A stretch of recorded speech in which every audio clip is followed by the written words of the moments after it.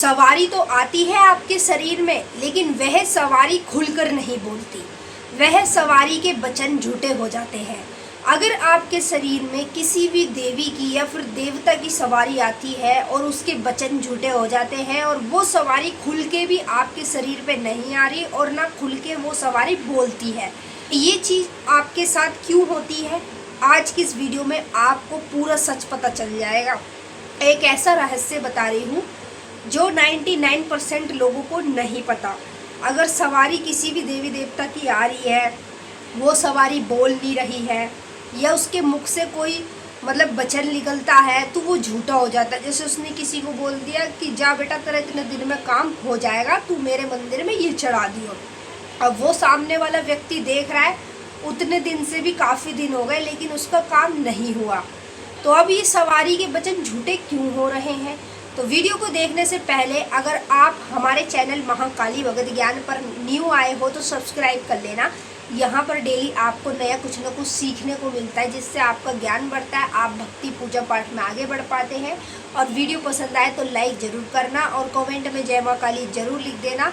तो चलिए वीडियो को शुरू कर लेते हैं और सीधा सीधा आपको बताते हैं, अगर काली माँ की सवारी आ रही है तो वो खुल के क्यों नहीं आ रही। सबसे पहले हम इस विषय पर बात करते हैं।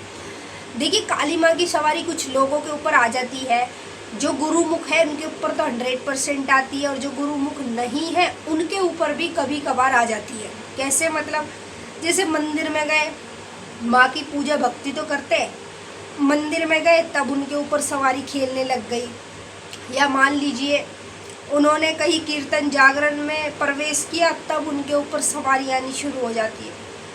वो कहीं भी पूजा पाठ के जगह पर जाएंगे तो ऑटोमेटिक उनके शरीर में सवारी खेलनी शुरू हो जाती है। अब जब सवारी आ रही है और वो सवारी आपके ऊपर आके बोल नहीं रही या फिर खुल के आपके शरीर में नहीं आ रही है, ठीक है, तो वो सवारी का बोलना ना बोलना एक बराबर होता है, क्योंकि ये पहचान है पक्की। मैं आपको बताऊं, जब किसी देवी देवता की सवारी आती है ना तो गुरु के मार्ग से आएगी, वो सवारी हमेशा सत्य बोलती है और खुल के भी आती है। अभी आपका गुरु नहीं है और आप बिना गुरु के ही आपके ऊपर सवारी आ रही है तो उस सवारी को गुरु नहीं मिल रहा, इसीलिए वो सवारी आपके ऊपर खुल के भी नहीं आ रही है और ना ही वो सवारी बोलती है। तो मैं आपको यही सजेस्ट करूँगी, अगर बिना गुरु के आपके ऊपर सवारी आ रही किसी भी देवी की या देवता की, आप सिर्फ नॉर्मली भक्ति पूजा पाठ करते हैं, उससे ही सवारी आनी शुरू हो गई, तो आपको चुप नहीं बैठना चाहिए। आपको जल्द से जल्द तुरंत अपना गुरु धारण करवा लेना चाहिए। क्यों करवा लेना चाहिए? क्योंकि जो अभी सवारी आपके ऊपर आ रही है ना, उसको गुरु की ज़रूरत है। अब जब आप गुरु धारण करवा लेंगे, गुरुमुख हो जाएंगे, फिर वह सवारी आपके ऊपर खुल के भी आएगी और जब भी आएगी तो बोले करेगी भी, गुमसुम नहीं आए करेगी, जब भी आएगी बोलेगी। तो उस सवारी को ज़रूरत है गुरु की और आपको भी ज़रूरत है गुरु की, क्योंकि गुरु के मार्ग से ही देवी देवता आगे चलते हैं। अगर गुरु ने बोल दिया इसके ऊपर सवारी मत आइए तो भाई उस पर सवारी नहीं आ सकती, क्योंकि गुरु ने कह दिया, तो गुरु के कहने से देवी देवता आगे बढ़ते हैं। इसीलिए मैं आपसे यही रिक्वेस्ट करूँगी, आप जल्द से जल्द किसी अच्छे गुरु की तलाश करें और अच्छे गुरु की तलाश करके उससे गुरु धारण लें, गुरु दीक्षा करवा लें और फिर उसके बाद देखें कि आप पर जो सवारी आ रही है वो सवारी खुल के भी आएगी पूरी तरीके से, जैसे आती है और लोगों के शरीर में पूरी तरीके से उसे खुल के आना ही आना है। और साथ ही साथ जब वो सवारी आए करेगी तो फिर बोले करेगी भी, धाम के जयकारे भी लगाएगी। जैसे काली माँ की सवारी है तो अपने कलकत्ते धाम के जयकारे लगाएगी, दिल्ली वाली कालका माई की सवारी है तो वो दिल्ली के धाम के जयकारे लगाएगी, कामरूदेश कामाख्या माई के जयकारे लगाएगी, गुरु के जयकारे लगाएगी। तब जाकर सच्चा और अच्छा पता लगता है कि हाँ ये सवारी ही देवी देवता की है। वरना कुछ लोगों के अंदर तो भूत प्रेत भी खेल जाते हैं देवी देवता बन के। तो असली पहचान करना चाहते हो ना, आप पर देवी देवता की सवारी है, किसी भूत प्रेत की है, किसकी सवारी है आप पर जो आ रही है आपको नहीं पता, तो वीडियो में कमेंट कर देना बस आप, मैं उस पर वीडियो बना दूंगी और आपको बता दूंगी आपको असली में कैसे पहचानना है कि आप पर जो सवारी आ रही है वो देवी देवता की है या फिर भूत प्रेत की। अब बात करेंगे, अगर हमारे शरीर में सवारी आ रही है तो उसके मुख से जो वचन निकलते हैं वो वचन झूठे हो जाते हैं। 99% लोगों के साथ में ऐसा आज के समय पर होता है, वो गुरु धारण भी करवा लेते हैं, लेकिन तब भी वो सवारी के वचन झूठे हो जाते हैं। गुरु के मार्ग से सवारी तो आ रही है, उसके वचन झूठे हो रहे हैं। उसके वचन झूठे क्यों हो रहे हैं? उसने किसी को बोल दिया आगे जा भाई तेरा काम इतने दिन में कर दूंगा, और वो काम नहीं हुआ। उसने बोल दिया जा तेरा ये काम इतने दिन के अंदर हो जाना ही हो जाना है, तू मेरे मंदिर में ये चढ़ा दियो।